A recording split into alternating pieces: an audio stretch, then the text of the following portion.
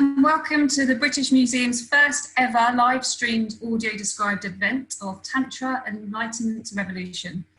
My name is Fiona Slater and I'm the Equality and Diversity Manager at the British Museum. And I'm going to give you a very short introduction of this event before handing over to Dr. Imma Ramos, who is the curator of this fantastic exhibition, and Lonny Evans, who is our VocalEyes audio describer. So just to give you a bit of an explanation about what an audio described event is all about. Essentially, these events are designed specifically for blind and visually impaired audiences. So you're going to get a visual description of some of the highlight objects from this exhibition. And you're going to get some background information from Imma Ramos about why they're so important to Tantra. So normally we run these events as a tour through the exhibition on site at the British Museum for a very small group of people, roughly about 10 people come on these tours. As we're not able to meet at the moment in any groups, we have decided to move to Zoom and host this as a Zoom webinar, and we're opening it up to audiences around the world. So at the moment we have about 100 people joining us at this event, which is great. We've got people from Kuala Lumpur, São Paulo and Bromley. So yes, as we've got such a big group of people with us today, we have turned your cameras off. We've also disabled the chat function, which we hope is going to make it a bit more accessible to people who use screen reader software. There is a question and answer function, so if you have any questions that you want to ask us through the event, then do put them in the Q&A box, and we will be monitoring them, and hopefully at the end of the event we're going to have time to respond to some of your questions. Because this is our first ever event, we're really interested to hear what your thoughts are, how it works for you, how we might be able to develop these and make them more accessible for everybody. So there's going to be a feedback form which will pop up at the end of the event. So put in your feedback here if you have time and if this is accessible to you. Do give us your thoughts, and we'll try to take them on board as we develop this event more in the future. If you'd like that information in an alternative format, or if you want to get in touch with us with any other thoughts, then email at access@britishmuseum.org and we'll take your feedback and thoughts there. So I think I'm going to hand over now, and I'll hand over to Lonny Evans and Imma Ramos, who are going to lead you through this audio described event, and hope you enjoy it. Hello everyone, I'm Lonny Evans and I will be your VocalEyes audio describer this afternoon. I wanted to start with a visual description of the signature image for the exhibition, Tantra from Enlightenment to Revolution, which is used on all the posters and promotional materials for the show, and which is on our screen now. It features the painted and gilded clay figure of the goddess Kali and dates from the 19th century Bengal in eastern India. The sculpture is 50 centimeters tall and depicts a fierce-looking black painted Kali striding over her husband Shiva, who lies on the ground facing up. Shiva is pale with reddish hair. Kali stands with her front foot on his chest and the other pressing down on his thigh. Four-armed Kali is nude, apart from a golden girdle, tall golden headdress, and heavy golden necklaces, bracelets, armlets, and anklets. The soles of her feet and her palms are bright red, contrasting with her black body, and red circles outline her chest. Kali wears a garland of severed heads that hangs to below her knees. More chunks of red flesh adorn her ears. Her eyes are wide and her mouth is open to devour negative forces, her lips smeared with blood and her tongue sticking out. Her top right hand displays a gesture of fearlessness to reassure and protect devotees. In her top left, she would have carried a sword, unfortunately now lost. In her lower left hand, she carries a severed head. The mustachioed male head dangles by a rope of his own hair, dripping blood from his neck. We will return to discuss the imagery and significance of the goddess Kali in much more greater detail later on. But first, I'll hand over to the curator, Imma Ramos, who's going to introduce us to the exhibition. Thank you, Lonny, and thank you all so much for coming today. This exhibition aims to explore the real meaning of Tantra. The overwhelming image of Tantra as a cult of ecstasy in the West has persisted since the 19th century. The erotic does play a role in Tantra, but not in the way people might think, and it's only one strand of this rich philosophical tradition. The exhibition explores all of its complexity. Originating in 6th century India, Tantra is a philosophy that has been linked to successive waves of revolutionary thought, from its early medieval transformation of Hinduism and Buddhism, to the Indian fight for independence and the rise of 1960s counterculture in the West. The central aim of the show is to present the first historical exploration of tantric visual culture, from its origins in India to its reimagining in the West. So what exactly is Tantra? Tantra affirms all aspects of the material world as sacred and infused with divine feminine power. It teaches that enlightenment can be achieved rapidly by actively engaging with spiritual obstacles, such as desire, aversion, and fear, in order to ultimately transcend them. Tantric imagery is therefore unique in its inclusion of erotic and macabre symbolism. Centering on the power of divine feminine energy, Tantra inspired the dramatic rise of goddess worship in medieval India and went on to influence contemporary feminist thought and artistic practice. From its inception to the present day, Tantra has challenged societal norms and expectations around the world. The exhibition showcases objects from India, Pakistan, Bangladesh, Nepal, Tibet, Japan, the UK, and the US, from the 7th century to the present. The British Museum houses one of the biggest and most comprehensive collections of tantric material in the world. The exhibition is divided into 3 major sections, taking visitors on a journey from the roots of Tantra, its rise and spread across Asia, through to its reinterpretation from the 18th century to the present day. Examples of Tantra's radical and subversive nature are woven throughout. This is Lonny again. There are over 100 marvellous objects on display in the show. We've selected 8 key objects to tell the story of the exhibition, which we will describe in the order in which you encounter them in the show. To start, I'd like to offer a description of the style of the exhibition, which is divided, as Imma said, into 3 sections with different themes in each. At the beginning, display panels are dark grey, the floor is black. Featured objects are shown on saffron yellow plinths. There's a short 3-minute film screening from the late 1960s featuring tantric imagery, and golden quotes on the wall in large text. In the next section, there's an immersive installation featuring a recreation of the Hirapur Yogini temple. Moving through the exhibition, the background display colour turns to a rich, vibrant red, with some text displayed in English and Tibetan. And in the final part of the exhibition, which shows more modern works, the background colour is bright white, with sculptures throwing interesting shadows against the bright white backdrop. As visitors enter the show, they're introduced to the story of Tantra with an opening display of some of the earliest surviving tantric palm leaf manuscripts. The manuscripts date from early 12th century Nepal and are written in ancient Sanskrit.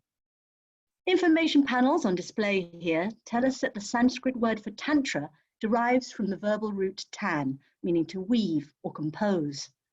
These instructional religious texts are composed to invoke powerful tantric deities and are often written in the form of a conversation between a god and a goddess. 2 of the manuscripts, or folios, on display contain the nectar of the Thunderbolt Tantra. Folio 1 concerns sexual union and Folio 2 transgression. The narrow rectangular manuscripts look very similar. I will describe a single folio, an image of which is on our screens at the moment, if you'd like to zoom in on it. The delicate pale brown coloured palm leaf manuscript is just 5 centimetres wide and 31 centimetres long and is mounted onto a piece of pale plywood in the museum. The manuscript is worn with age and a little frayed at either end. There are 2 panels of text on each folio, separated by a perforation about the size of a nail hole in the centre. Both text panels are 6 lines long, but the panel on the right is almost double in length. The black inked Sanskrit letters, pearl and loop, and are tightly packed together with very few gaps in between the words. Imma, could you tell us a little bit more about these sacred texts and their value to the practitioner? So the Tantras outline a variety of rituals invoking all-powerful tantric deities. These rituals, which include visualizations and yoga, require guidance from a teacher or a guru, and if carried out successfully, are said to grant worldly and supernatural powers from long life to flight, as well as spiritual transformation as well. Many texts contain rituals that transgress existing social and religious conventions, such as sexual rites and engagement with intoxicants and the taboo. Tantra challenged distinctions between opposites by teaching that everything is sacred. So there is no sacred versus profane or impure versus impure. By engaging with the taboo, which could be done literally or imaginatively, a practitioner could confront and overcome obstacles to enlightenment, such as desire, fear, and aversion, by engaging with rather than repressing them. Some tantras, like the one Lonny has described, outline sexual rites for achieving enlightenment, which can be interpreted both literally and symbolically. If carried out literally, a couple assumes the roles of deities in sexual union, the woman often being the focus of worship. When interpreted symbolically, a practitioner visualizes this union within their own body, the deities symbolizing qualities such as wisdom and compassion. One of the folios from the Nectar of the Thunderbolt Tantra, for example, recommends the union of the thunderbolt and lotus, which can be interpreted as the phallus and the vulva. Tantric texts also often include mantras, which are Sanskrit syllables embodying the nature of a deity. Mantras play a fundamental role as power words in tantric practice and are passed from guru to disciple. We move into the next section of the exhibition now, the rise of Tantra in India from the 6th century onwards. Tantric practice probably began on the margins of society among devotees of the Hindu god Shiva, destroyer of the universe, and Shakti, the universe's all-pervasive energy. By the AD 700s, the Tantras were being studied in Hindu and Buddhist monasteries across India, reflecting the fluid exchanges between Hindu-Buddhist traditions. Our second key object is a sculpture of the Tantric god Bhairav, created during the Hoysala dynasty in India between 1200 and 1250 AD. This delicately carved sculpture is just over ½ a meter high and made from black schist, a silvery dark grey stone, and we have an image of it at the moment on screen. Bhairav is considered to be the Hindu god Shiva's most tantric and fearsome manifestation. According to myths, he beheaded the orthodox Hindu god Brahma and wandered across cremation grounds as penance, using Brahma's skull as an alms bowl. Bhairav has 4 arms and is depicted seated on a throne on a stone plinth. His pose is relaxed. His left leg is bent at the knee and drawn up on his seat, and his right leg rests on the floor.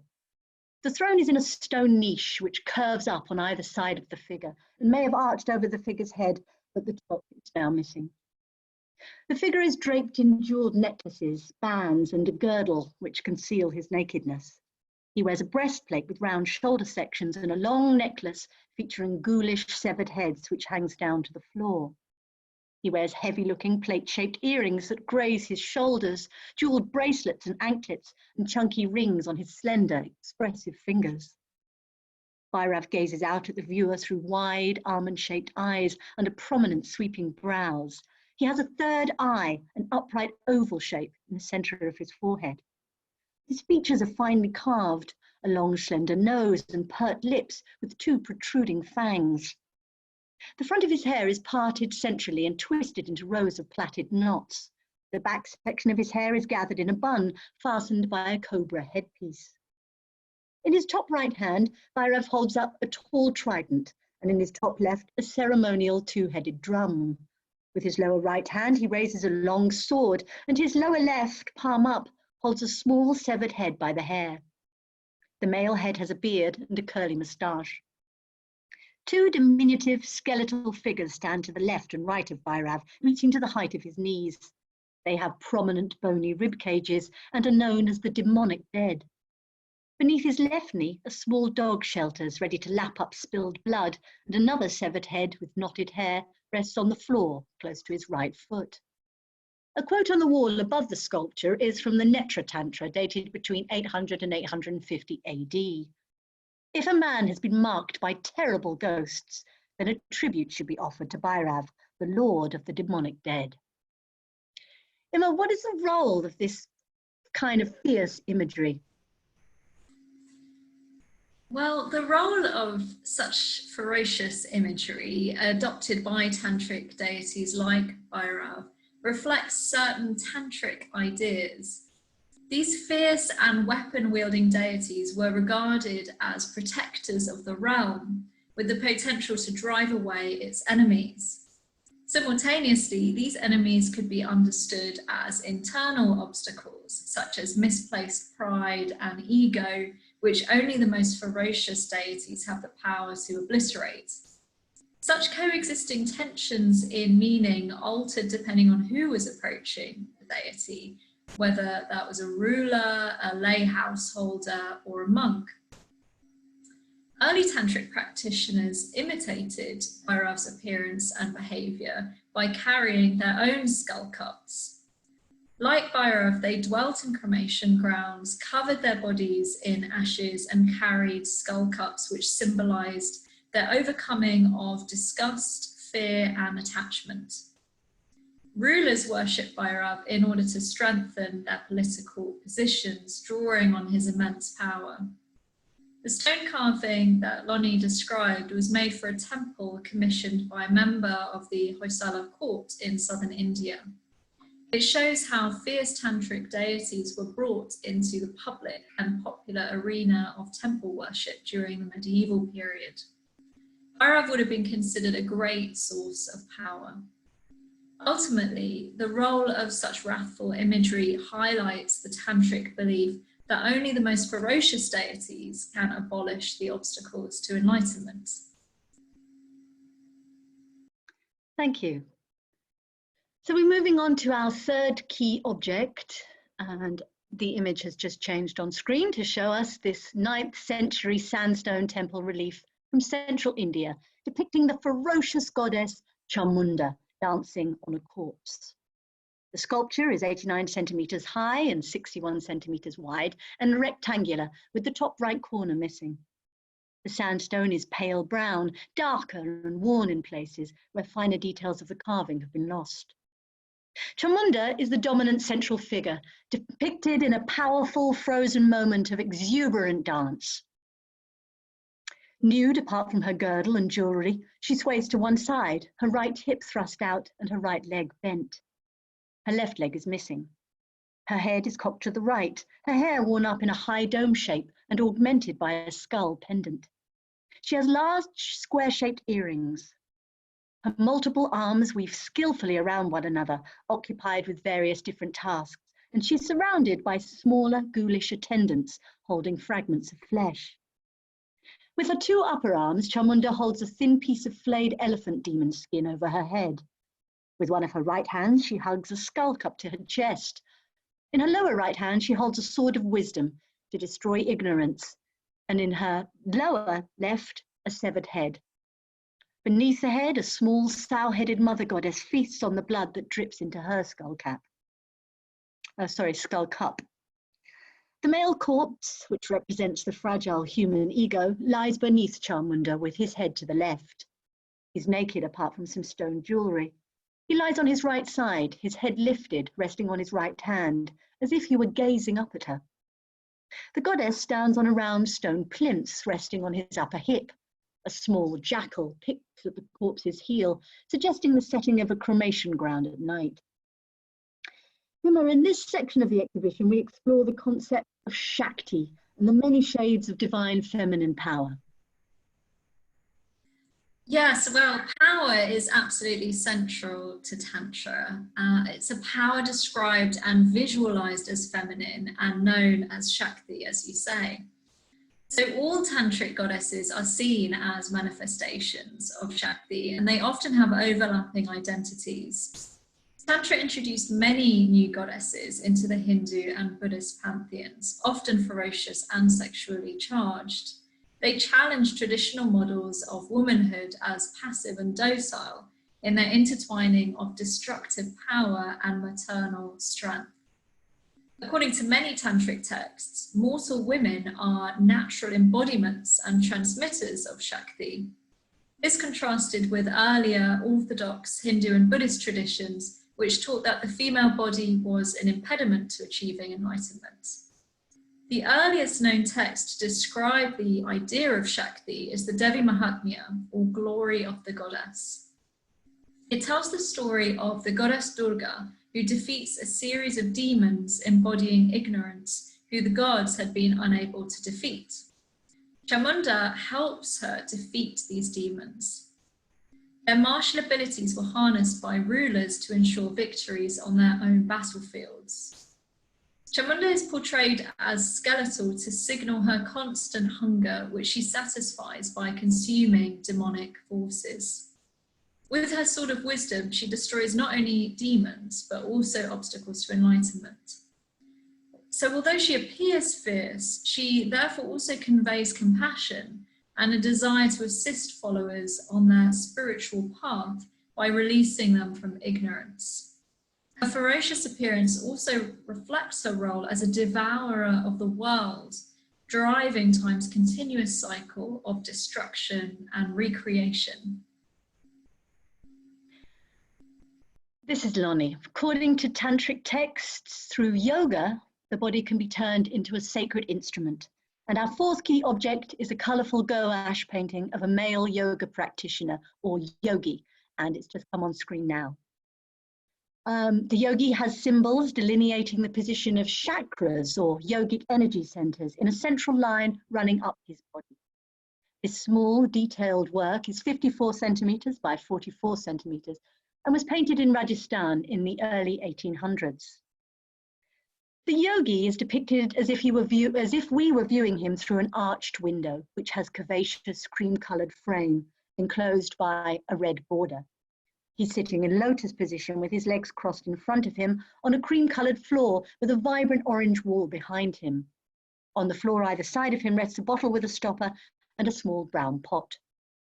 The yogi has pale skin and is bare-chested. He wears a pale pink sarong, or dhoti, wrapped around his waist, and his hands are in his lap, with his left hand cupped in his right. He wears a bead necklace and bracelets, subtle rings and earrings, and a pair of decorative bands on his upper arms. The yogi has a large head and wears his fine shoulder-length brown hair scraped right back from his face and tucked behind his ears, revealing his full forehead to us. He has a strong nose and an open mouth under a thin brown pencil moustache. His expression is meditative, his gaze fixed, eyes partially open under heavy eyelids and sweeping black brows. 3 white parallel vertical lines are painted on the yogi's chest. These indicate the 3 main channels of the yogic body, which allows the life force to flow. The 2 outer lines contain the painted chakras on his torso, and the central white line links the chakras on his chest to others on his face and forehead. Excuse me. He also has a white snake symbol on his upper chest, its head emerging from below his left pec.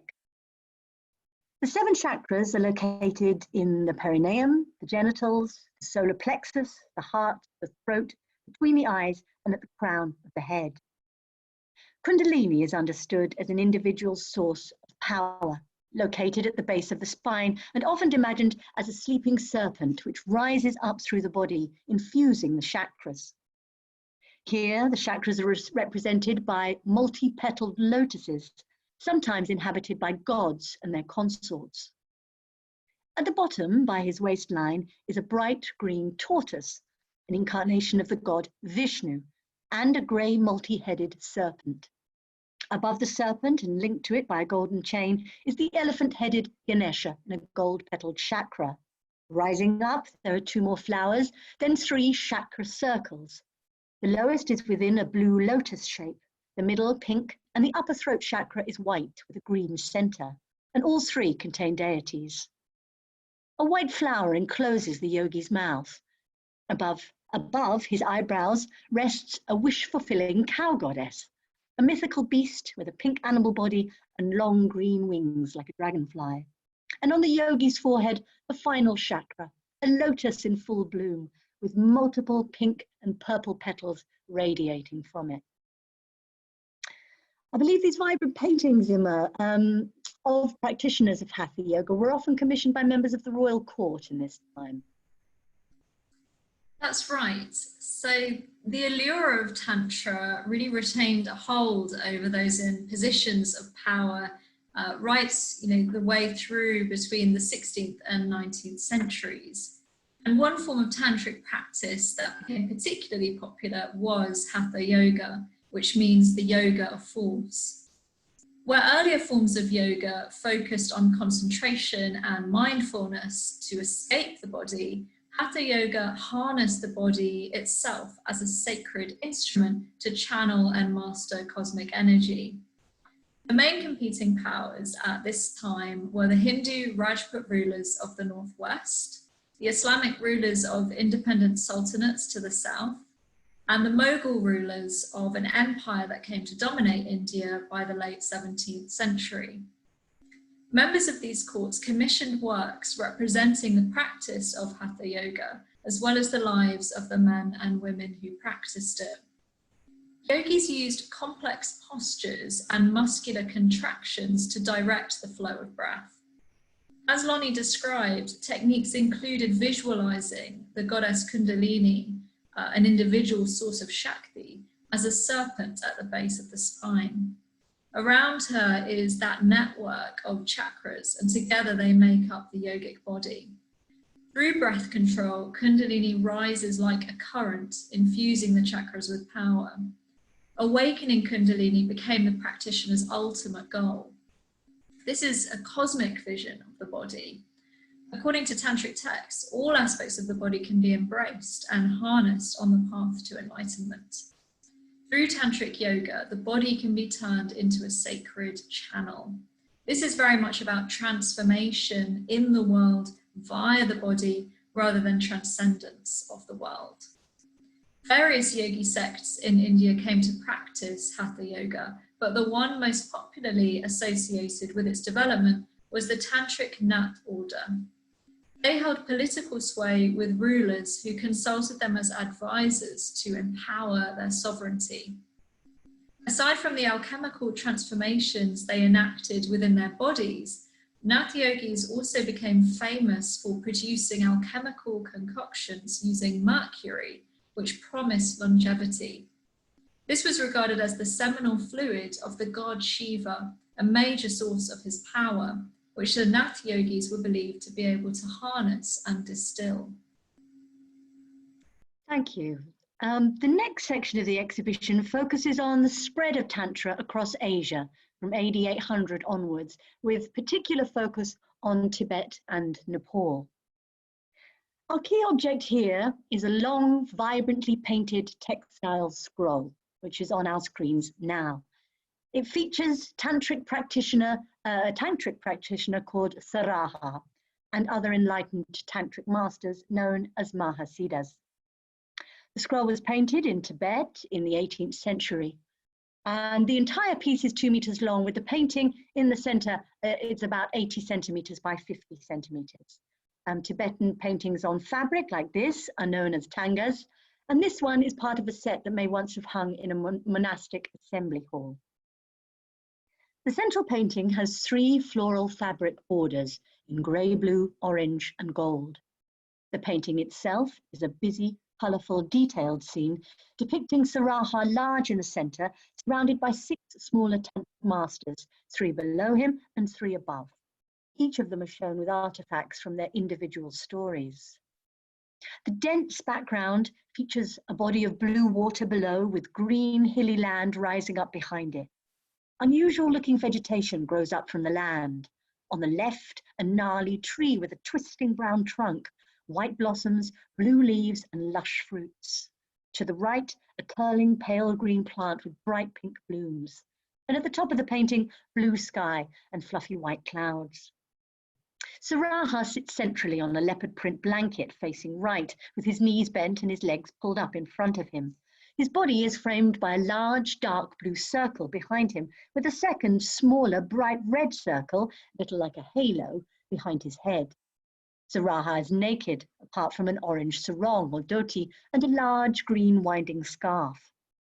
His face has character. He's wide-eyed, with prominent red lips jutting out below his curling brown moustache and light beard. His long back hair is gathered into a high dome shape, with one fat curl trailing down his back. He wears beautiful jewelry, large golden earrings and bracelets, a long crystal necklace, and a multi-tiered headdress made of crystal beads and decorated with 4 white skulls with ruby red eyes. Saraha's holding a white feathered arrow, more of which in a moment, which is symbolic of single-minded concentration. The 6 tantric masters surrounding Saraha appear to float in a cloud or colourful halo of their own. They're seated cross-legged, facing right. Some look serene, with shaven heads and orange robes resembling Buddhist monks. Others look more eccentric, with exaggerated features, including straggly hair and beards, hunched bodies, and bushy eyebrows. The Mahasiddha in the lower left corner pets a tiger. The one in the lower right corner sniffs a large red flower. Imma, can you tell us a little more about the life of Saraha and his guru? Yes, so Saraha is known as the arrow shooter. He was born in eastern India in the 8th century. Though formerly a Hindu Brahmin, he secretly followed the Buddhist path and eventually became a monk. The arrow that he holds is a reference to his guru, who's known as the arrow-making Yogini. A Yogini is a female practitioner of yoga. According to versions of his hagiography, she was a female arrowsmith. He first met her in a market where she was making and selling arrows. Attracted to her single-minded concentration as she aimed one, he approached to ask what she was doing. She replied, "The Buddha's meaning can be known through symbols and actions, not through words and books." This led Saraha to interpret the arrow as a symbol of non-duality that must be fired into the heart of dualistic grasping. Recognizing that she was a great tantric yogini and stunned by her wisdom, he abandoned his monastic vows and became her disciple and consort.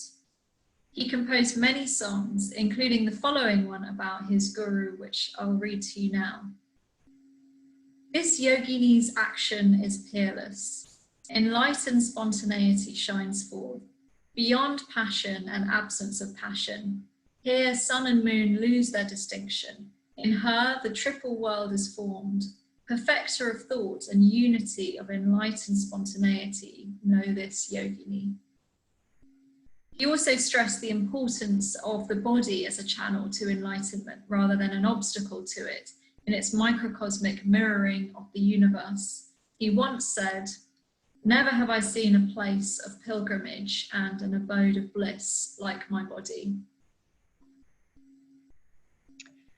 Well, we started this conversation with a description of the signature image of from the show, which was the painted clay sculpture of Kali. And we move on to a section entitled Kali, Antra and Revolution in Colonial India.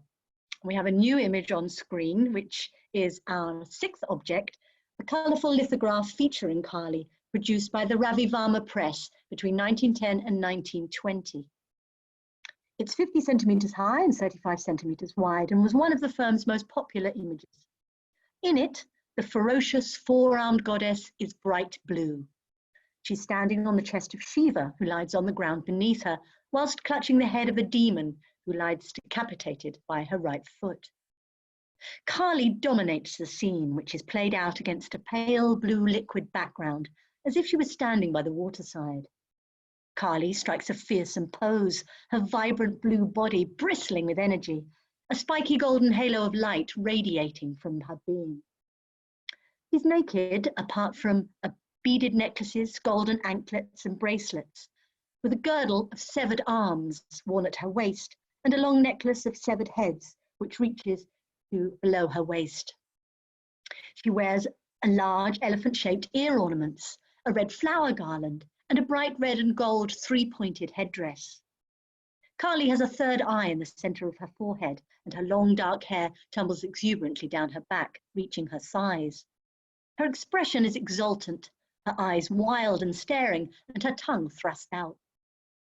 In her top right hand, Kali is brandishing a sacred sword called a ramdao, with a curved blade to ensure decapitation in a single stroke. In her top left, she holds up the severed head of the demon by his curly brown hair. His eyes are closed, his tongue poking out. Blood from his neck drips into a golden bowl that Kali holds beneath the head. Below Kali, Shiva lies on his back with his head in the foreground. He's naked apart from a wrap around his waist and some jewelry. Kali has her left foot on him, her heel pressing down on his chest. Shiva is pale-skinned and lies with eyes closed, a sacred drum clenched in his right hand. A white cobra is wrapped around his left hand, the snake's head rearing up menacingly, as if ready to strike.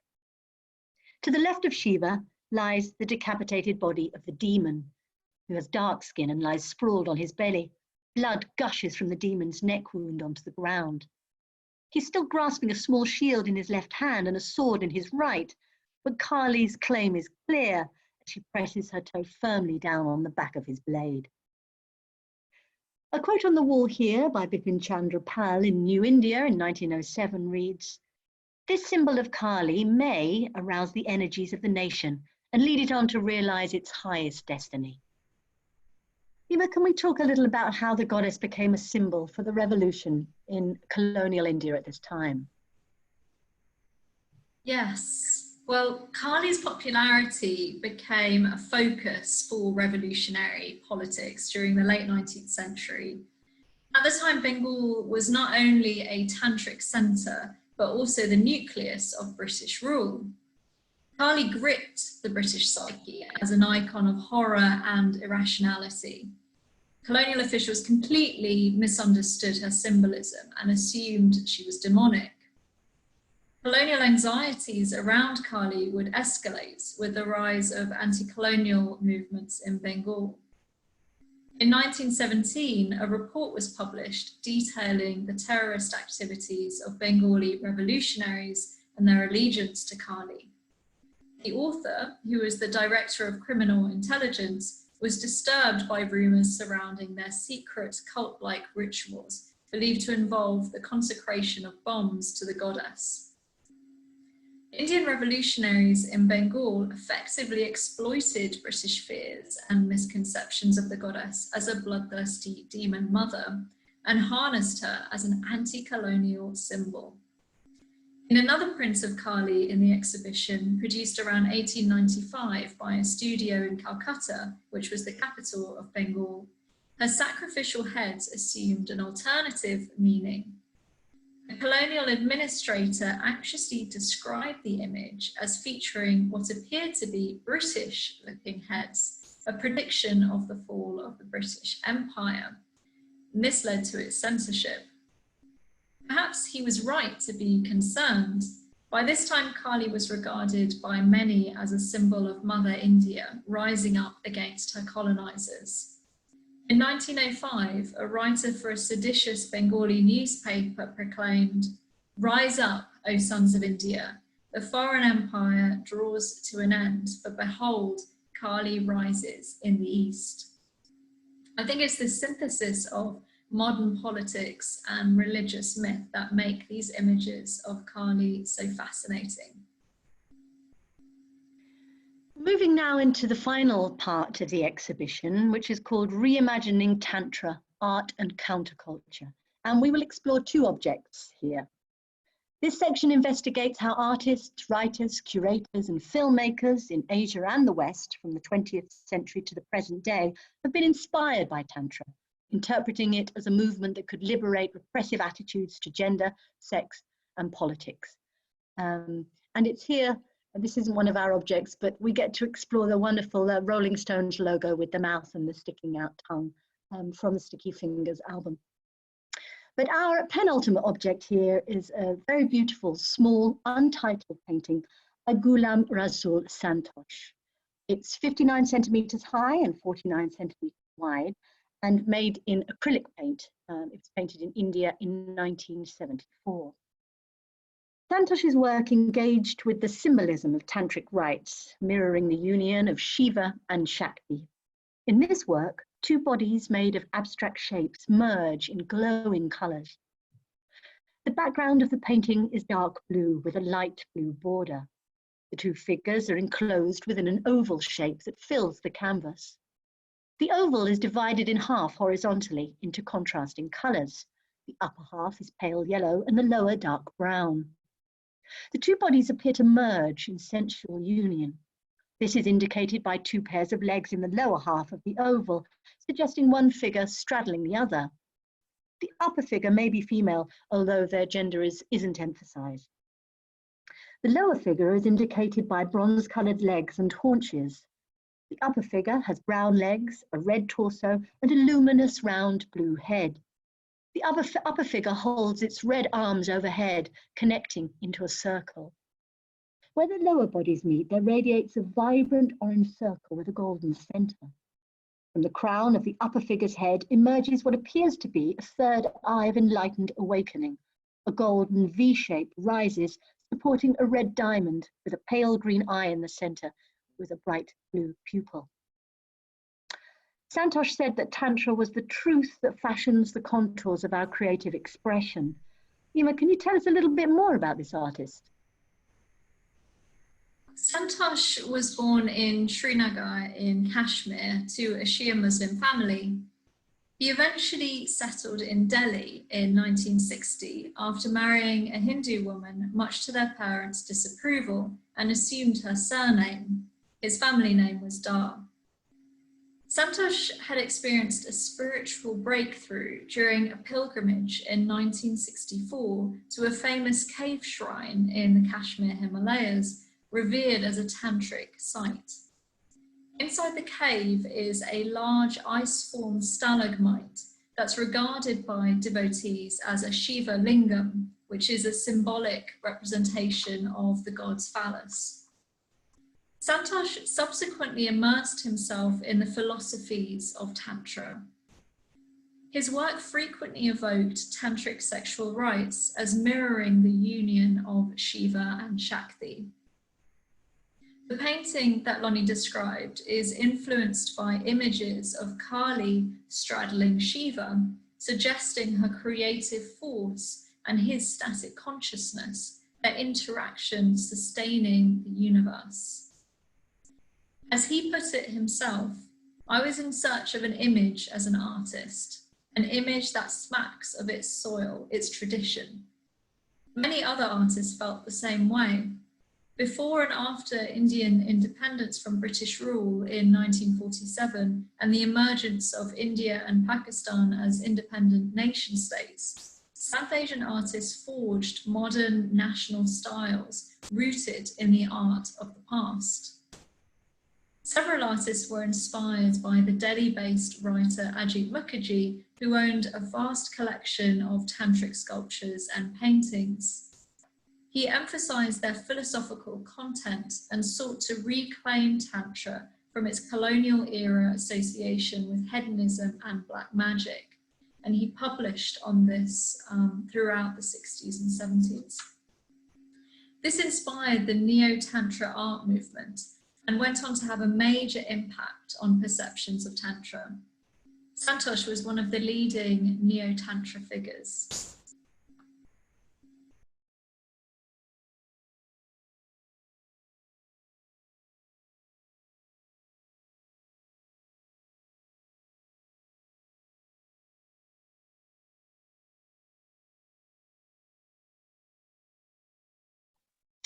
Sorry, everyone, I lost you for a moment there, but I hope you can hear me now.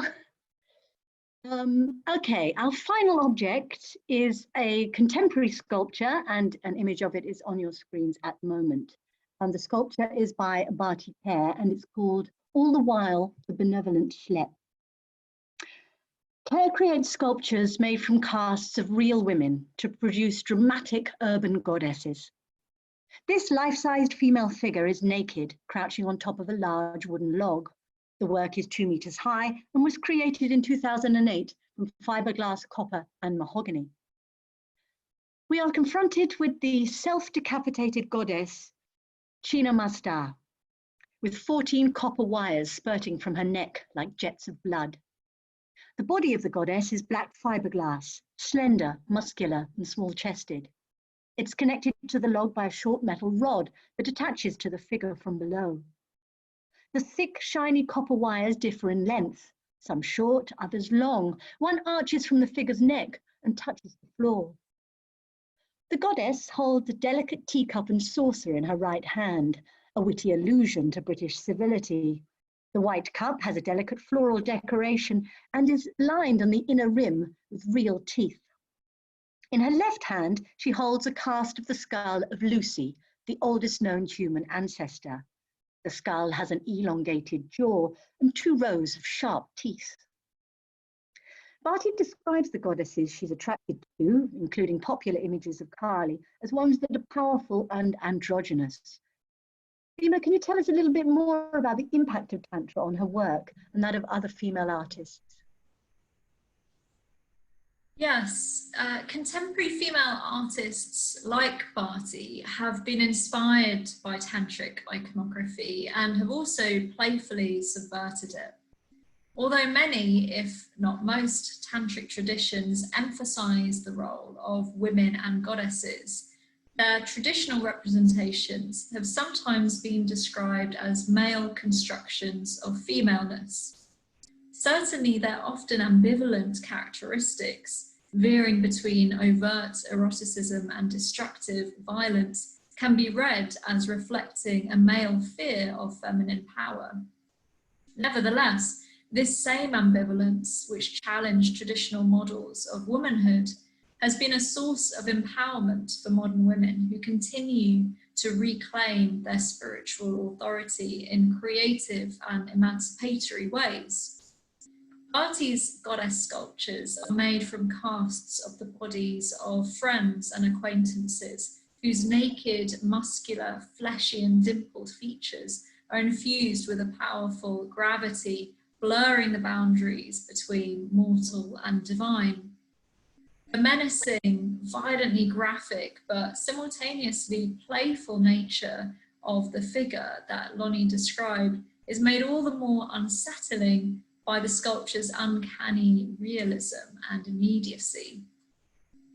As an interesting aside, many women in the States and the UK during the 1960s and 70s, which coincided with the rise of the second wave feminist movement, were drawn to tantric goddesses as powerful agents with the capacity to destroy, and who are often portrayed in sexually dominant positions from Kali to Chinnamasta, appearing to confront patriarchal constructions of the ideal woman as passive and obedient.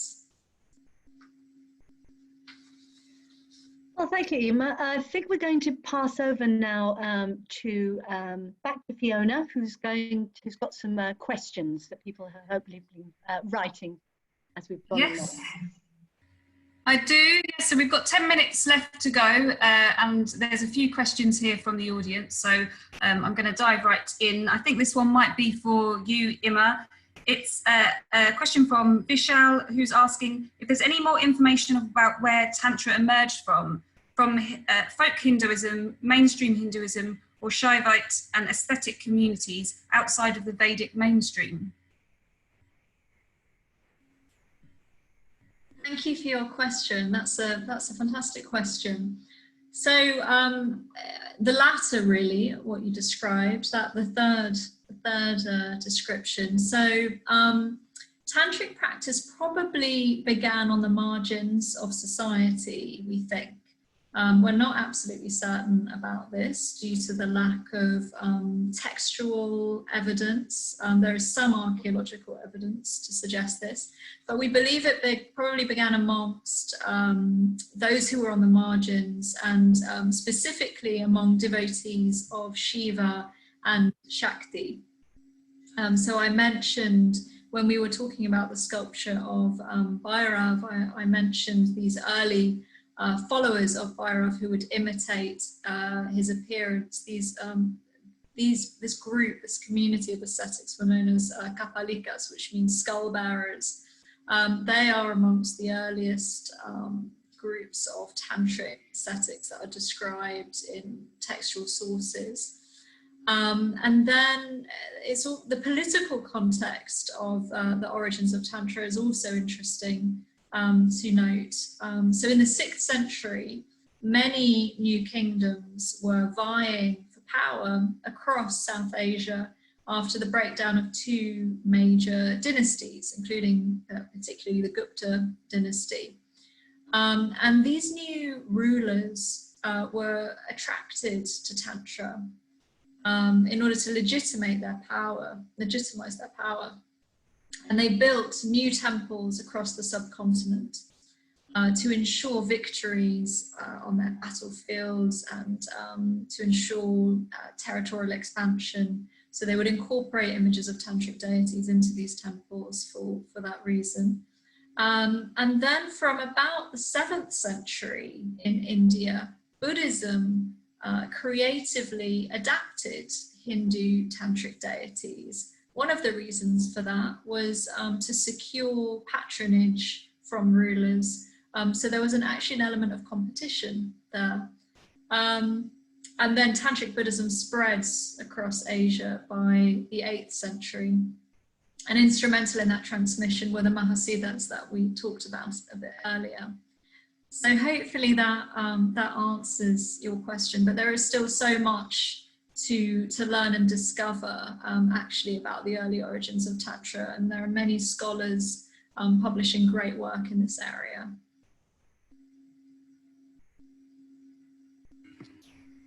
Fantastic. We've got another question, Imma, I think this might be another one for you, from Ross, who asks what the significance of the third eye is and whether it's exclusive to Tantra. Thank you for that question. So this is the third eye of wisdom, essentially. You often see it, and this is not exclusive to tantric iconography. You see it in orthodox Hindu and Buddhist images of deities, and essentially that's what it represents. It's the third eye of wisdom and enlightened perception. So when you see that in any images, orthodox or tantric, that's what it represents, essentially, in a nutshell. Great. Okay, we're going to try and squeeze in one last question, and that is from it's anonymous, and the question's whether you've got any tips or whether there's any reading suggestions around the political context connected with the emergence of Tantra.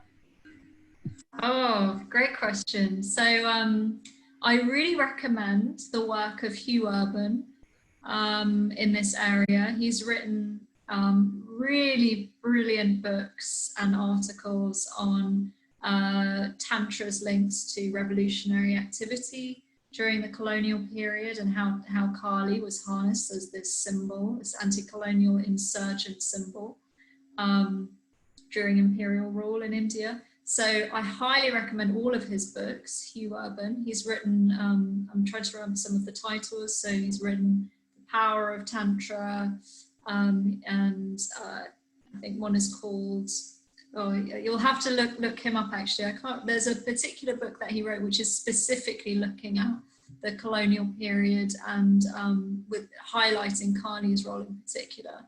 And I think it's called something like Tantra and Revolution or something like this. But he's the go-to person for this subject.